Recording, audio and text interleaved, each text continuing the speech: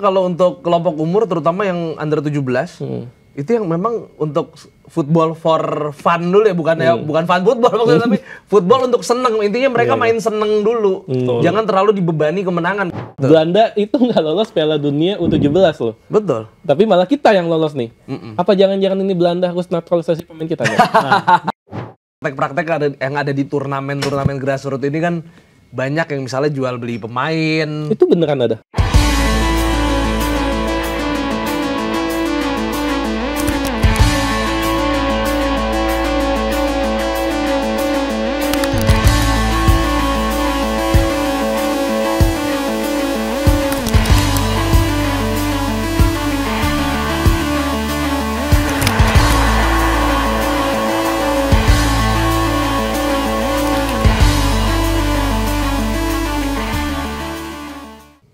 Salam olahraga, selamat datang di podcast Locker Room, di mana ini adalah episode spesial karena Timnas Indonesia U17 baru saja lolos ke Piala Dunia U17 2025.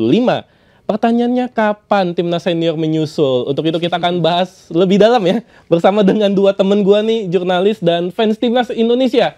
Ada Juhilmi Yahya. Ya. Apa kabar Mas Hilmi? Alhamdulillah baik. Alhamdulillah baik ya. Harus baik. Semangat ya. Semangat dong. Karena U17 baru saja membanggakan kita semua ya. Iya, lolos Piala Dunia U17. U17 termasuk senyum yang sangat semeringah dari teman gue juga, ada Danes nih. Apa kabar Danes? Halo Coro. Aman ya? Aman. Apalagi Timnas U17 akhirnya mengukir sejarah ya. Iya. Ini pertama kali ya Timnas U17, bahkan untuk timnas secara keseluruhan ya, jika kita tidak menghitung Hindia Belanda gitu ya. Betul. Itu lolos ke Piala Dunia tanpa jalur tuan rumah ataupun undangan. Iya, ini membanggakan pastinya ya, karena U17 kita udah pernah ikut dulu sebetulnya.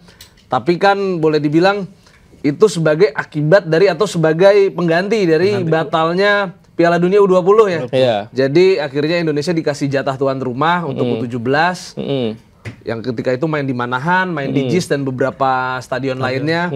Di situ kita gagal lolos grup, dan kali ini kita bisa lolos ya betul-betul dengan jalur ibaratnya jalur kualifikasi lah ya. Dengan jerih payah. Dengan jerih payah yang luar biasa, dan Coach Nova Arianto memang keren, dia bisa masang skema sesuai dengan kapasitas pemainnya intinya. Mudah-mudahan ini nggak ada intervensi lagi ya nanti. Ntar tiba-tiba ada yang ini lagi, ada yang kasih kartu merah lagi nanti tiba-tiba. Oke, Hilmi, gue pengen tahu, ini pasti timnas sangat luar biasa ya, animonya meskipun mainnya tengah malam ya lawan Korea Selatan, tapi penontonnya banyak banget. Meskipun tuh via dari TV ya istilahnya ya, dari layar kaca di Arab Saudi tandingnya kan. Kira-kira pemain timnas U17 mana yang paling bersinar dan menjadi tulang punggung kesuksesan Garuda Muda nih? Iya, kalau kita lihat sih emang kita nggak bisa memungkir ya, nama Evandra ini pasti yang paling mencolok lah. Evandra Florasta ya? Dengan 3 golnya ya. Apalagi dia dengan dengan posisi dia kan sebagai seorang penyerang ya, dan itu menurut gua sangat hebat ya, karena apa ya, dia tuh bisa jadi ini solusi, benar-benar jadi solusi gitu. Dan dia juga sebagai gelandang ya. Iya, dia gelandang, bisa jadi striker, dan dia bisa jadi kayak apa ya, eksekutor tuh dia juga bisa. Eksekutor jadi dia udah pernah nyetak gol dari open play dan dari set piece ya. Walaupun set piece-nya itu penaltinya rebound ya gitu ya lawan Korea, tapi itu sebenarnya menandakan dia juga penalti ya, ketika lawan Jerman dia penalti juga ya. Nah, dia juga akhirnya menurut gue sih Evandra menjadi pemain yang paling berpengaruh ya. Tanpa ini ya mendiskreditkan pemain lain ya, tapi Evandra ini paling menonjol lah dibanding pemain lain. Istilahnya gelandang yang punya naluri gol yang sangat tinggi ya. Betul. Ini pemain-pemain yang kita butuhkan, kita harapkan 6 tahun mendatang bisa membela timnas senior ya. Betul. Setuju nggak nih kalau setuju. Evandra? Iya betul, Evandra ini luar biasa ya. Dia bagi bolanya juga bagus dan bisa bikin gol juga. Ini betul-betul tipe gelandang modern yang bisa nusuk ke depan, lalu mencetak gol, dan tentu saja lagi-lagi kita punya materi pemain yang luar biasa ya di kelompok usia. Yang tadi gue bilang sesuai dengan kapasitas pemainnya itu, Nova Arianto. Ini pemain ini memang punya kapasitas untuk bermain seperti yang diinginkan oleh Coach Nova Arianto. Dan waktu itu mungkin banyak yang mengatakan kalau ketika menghadapi Korea Selatan mainnya terlalu defense, ya itu nggak apa-apa, itu kan wajar. Wajar. Gitu. Sah-sah aja ya. Karena cari kemenangan. Memang kalau untuk kompetisi grassroots itu memang sangat dianjurkan untuk main seindah mungkin. Itu kalau di kompetisi grassroots, tapi nggak apa-apa dengan bermain lebih pragmatis melawan Korea Selatan, lolos ke Piala Dunia, jam terbang dari pemain ini kan jadi lebih banyak. Yes, betul. Karena kan? Buat apa juga lu main cantik, misalnya total football misalnya, tapi kesingkir nggak bisa main di babak berikutnya, buat apa? Iya, jadi gitu. Jadi kan intinya adalah kenapa lawan Korea Selatan main pragmatis, ya itu karena biar bisa melangkah lebih jauh, kalau bisa melangkah sampai Piala Dunia.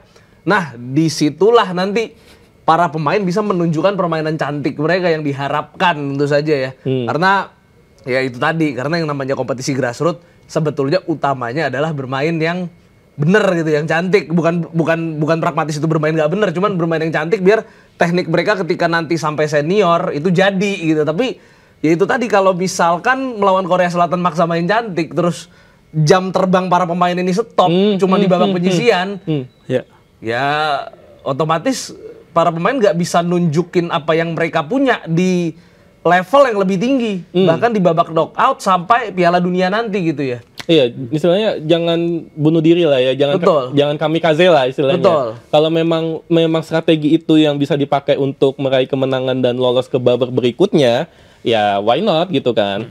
Tapi kalau gue pengen menyoroti, tadi dibahas Evandra Florasta, merupakan pemain yang top skor timnas juga saat ini ya, dengan 3 gol.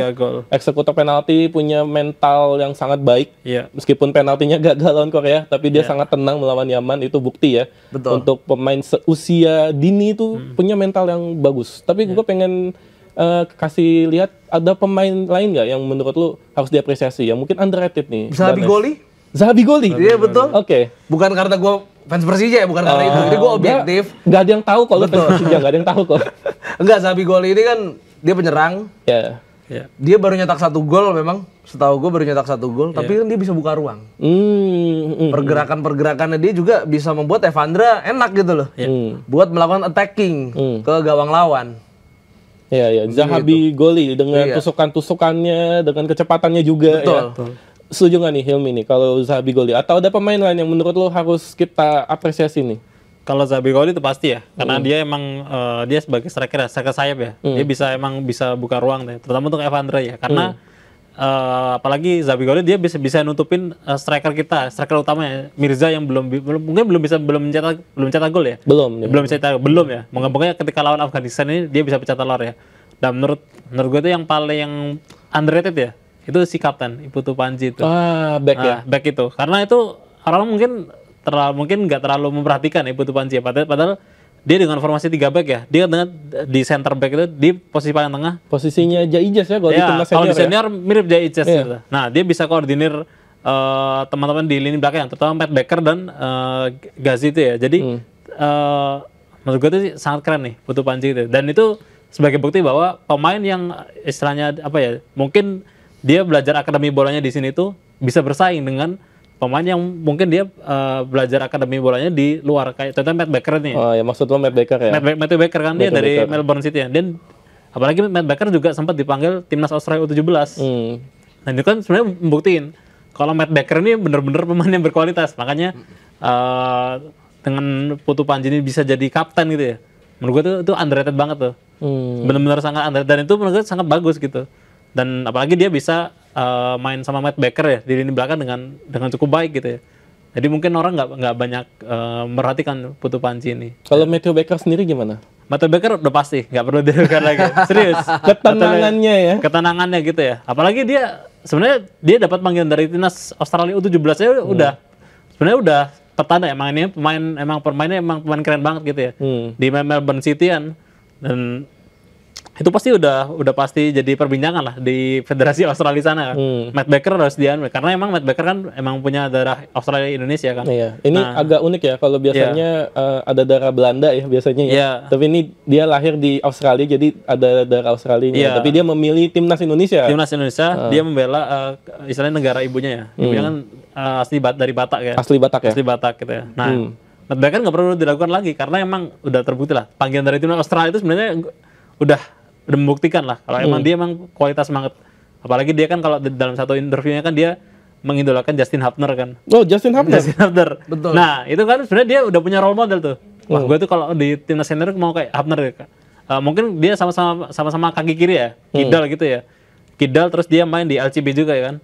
Di left center back kan. Di timnas kan. Jadi mungkin dia udah punya role, ini nih Justin Hubner nih, apalagi Justin Hubner kan dia main di Premier League ya. Premier League-nya under 21 ya. Tapi kan tuh sebenarnya udah bukti kan. Kalau Matt Baker nih emang role modelnya itu udah Justin Hubner, berarti emang dia udah benchmark-nya ke situ berarti gitu. Matthew Baker dan mungkin juga nomor 10 Alberto. Oh iya, Fadli Alberto Henga ya. Fadli Alberto Itu gue agak takut kepleset jadi Alberto Hongo gue takut.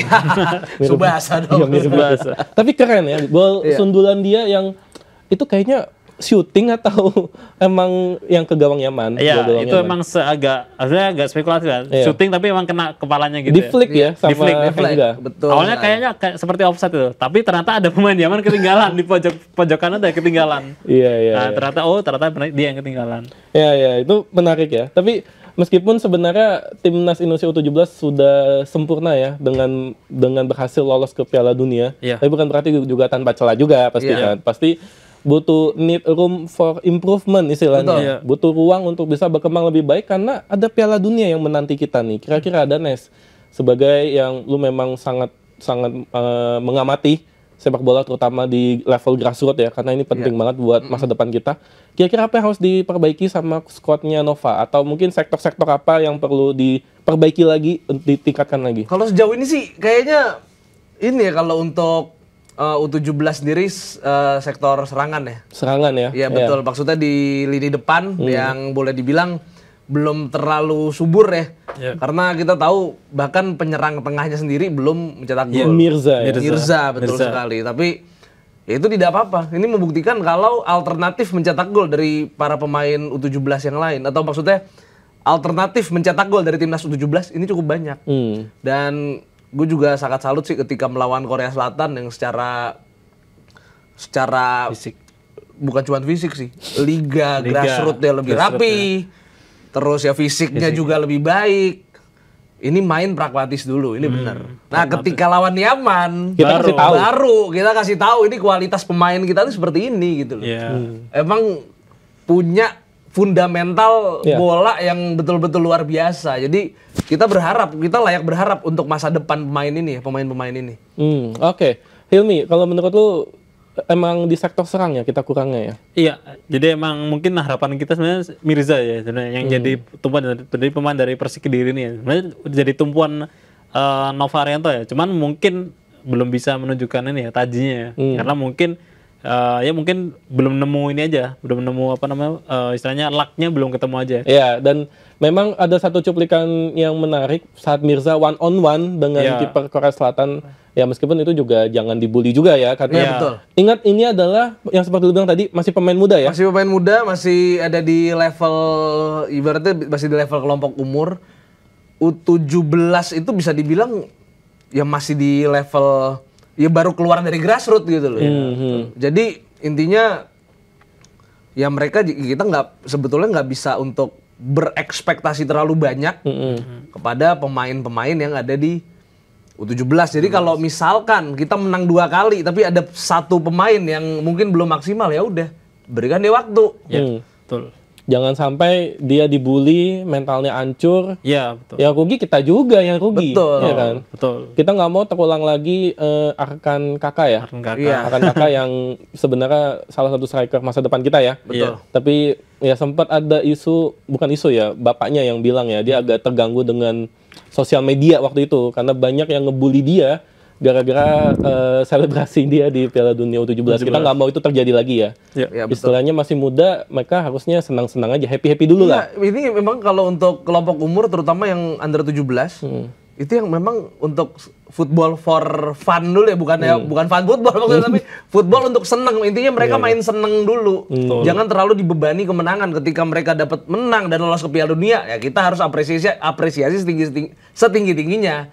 Tapi kalau mereka gagal, misalkan mereka tidak lolos ke Piala Dunia, alhamdulillah sekarang udah lolos ya. Kalau seandainya mereka tidak lolos, anggap kalah 2 kali gitu ya. Ya udah gitu loh. Yang penting mereka udah dapat jam terbang untuk bekal mereka di usia yang berikutnya, lebih senior U20, nanti. U23. Sampai senior pastinya. Iya, betul. Sampai senior.